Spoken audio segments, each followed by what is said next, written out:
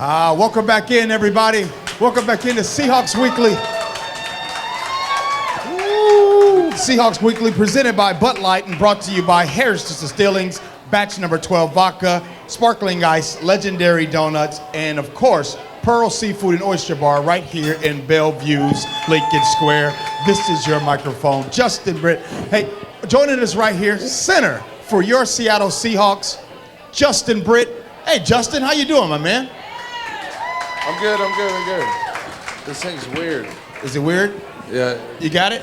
It's like I can't hear anything in the headphones. Justin Britt is trying to figure out. You can just talk right through there. All right. Much better. You know what, you're a center, and you're used to, like, you got stressful situations happening all the time. You're touching the ball every time. And so I'm in one right now, for sure. You're going to handle it well. All right, Justin, take us through the journey up to this point. Your rookie season, going to the Super Bowl, going to the playoffs last year, switching position. Take us through the journey for Justin Britt thus far. Well, I've been very blessed. The coaches we do and the teammates I have. Rookie year, coming in here at right tackle and trying to learn how to be a pro and what to do. There we go. I got my own mic.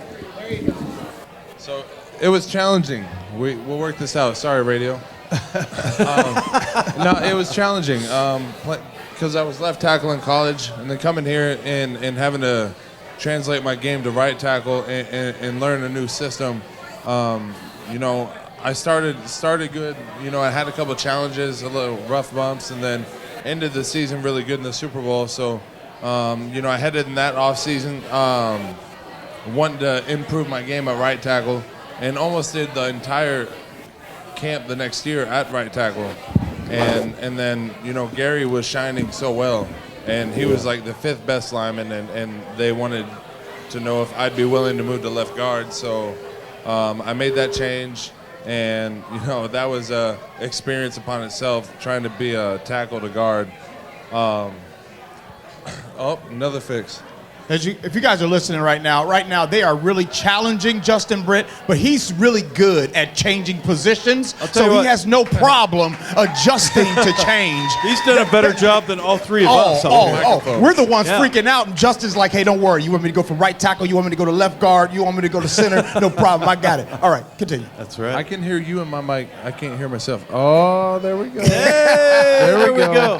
That's pretty awesome, though. But like I was saying, left guard, it was an up and down season. I learned a lot. I went through a lot of struggles, had success, and I went into this past off season saying I'm going to come back, be the best left guard I can be. Worked really hard at it, and then heading into the draft and whatnot, we drafted Jermaine and some more linemen, and me and the coaches were talking, and center came up, and I was a little against it at first, just because I was wanting to be really good at one spot. And I was a little frustrated moving.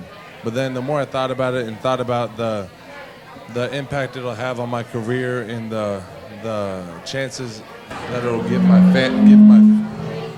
family in the long run and how it'll really impact us, it seemed like a win-win. And like I said before, I've had great coaches and teammates that lead me the way. And, it's been one heck of a year so far. Joined here by Justin Britt on Seahawks Weekly, and you said you were totally against you being the center. Justin Britt, can I just confess, I was totally against you being the center for the Seattle Seahawks. I had no idea that you would be as good as you did. I saw your tweets. I'll be the first to admit I was wrong, but you saw the tweets, and you saw those that didn't think that you could become a center. Did any of those tweets, did any of those things motivate you a little bit more to be that good center? No, I learned after my first year, it kind of, I felt like it impacted me some early in my first year, and then, I've had good teammates. I've always had good teammates around me, and they've taught me how to become a pro and how it's always going to be there, and people's opinion will always be there, but you can look at it or not, but you can't let it affect you, and that's what I've really learned. So moving to center, I knew there were going to be skeptical people out there and whatnot, but I knew if I stayed the course and worked my butt off, which I did. You know, getting snaps in the off season, extra snaps here and there, and watching a lot of film on, you know, people like Max Unger, Lim Jean-Pierre, and Patrick Lewis, and working with him whenever he was here. You know, I just wanted to be the best at whatever position it was, and you know, it happens to be center. And now that I've done it and I'm still doing it, you know, I can see myself there for a long time. Well, one of the more intimidating things had to have been you got to touch the ball on every play, and being a tackle and a guard, man, that part is, there's a lot of responsibility. Do you think that actually might have helped you? I think the whole position kind of helped me refocus in and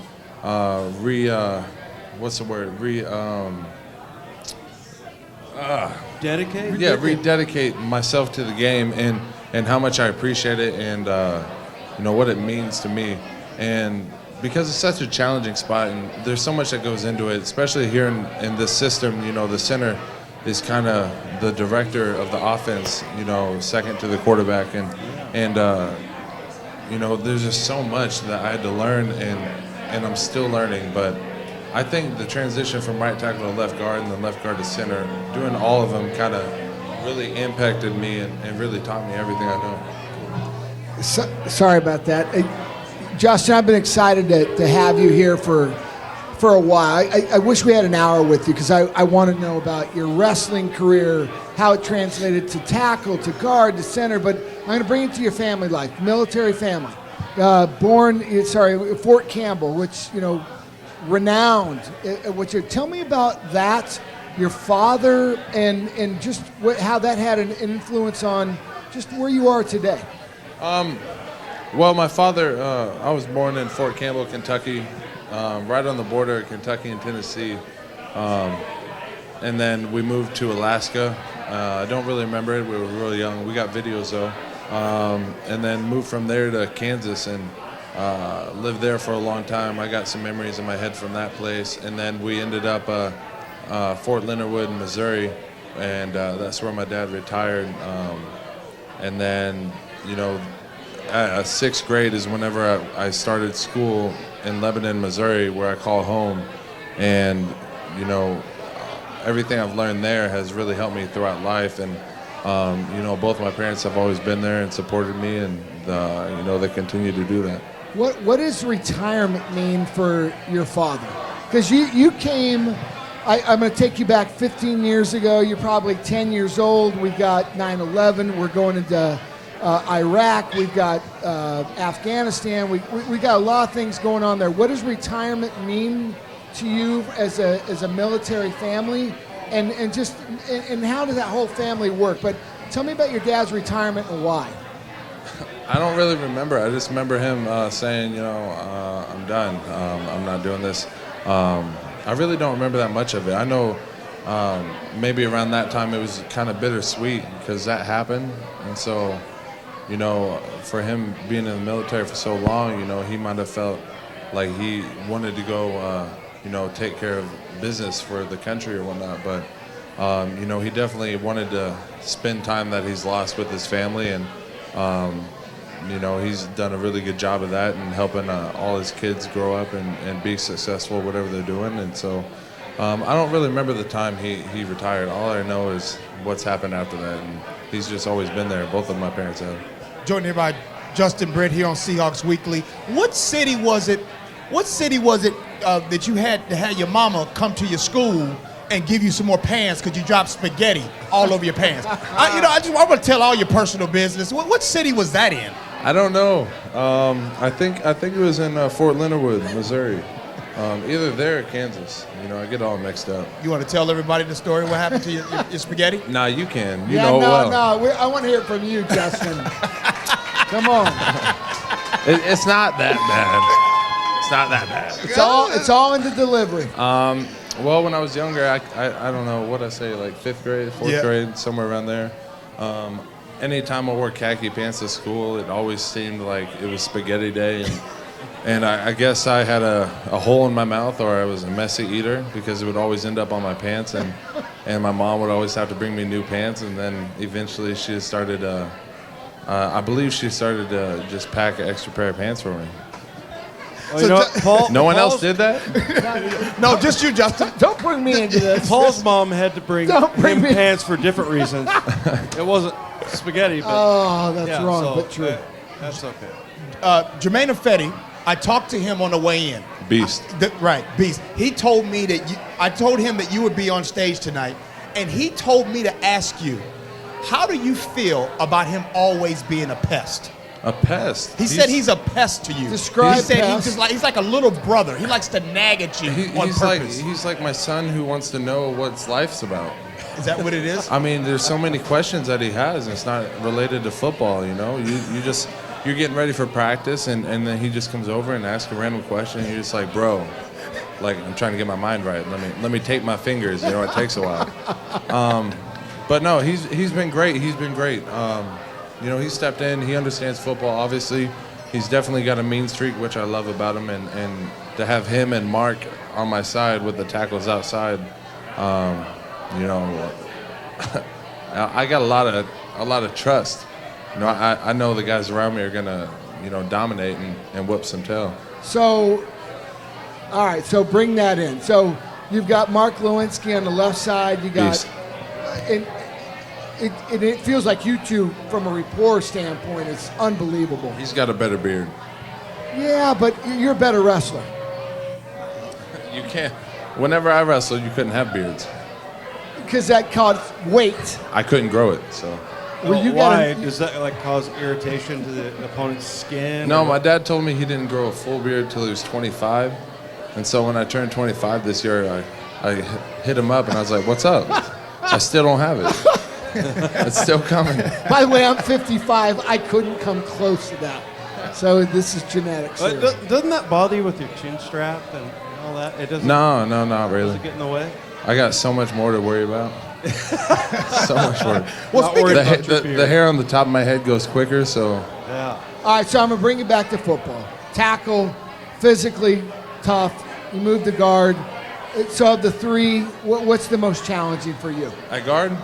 No, just all Just three. all three. Tackle, you go to guard, you go to center. My goodness, and they're all three different. They're all three different worlds. You know, tackle, you're on an island. You're one-on-one. You know, guard, everything happens now. And then at center, you know, it's all mental. And you know, I'm free a lot, and so I get to help a lot, and which is a really cool part. But you know, it's all mental, and that's the funnest part because I feel like every week is a new challenge, trying to figure out the defense and how we're gonna best match up against them, how we're gonna beat them, and you know, that I think that's what's making this year my funnest year is every week. It doesn't get old to me yet. This year, you know, it's a challenge, and every week's a different challenge, and so you know, none of it's repetitive. Whether at tackle, you know, you're pass set, guard, you're step punch. You know, at center, it's all mental and it's fun. I think most people have said, this is a future Pro Bowler. This is your position. Do you feel like this at center is your position? Is it best for you?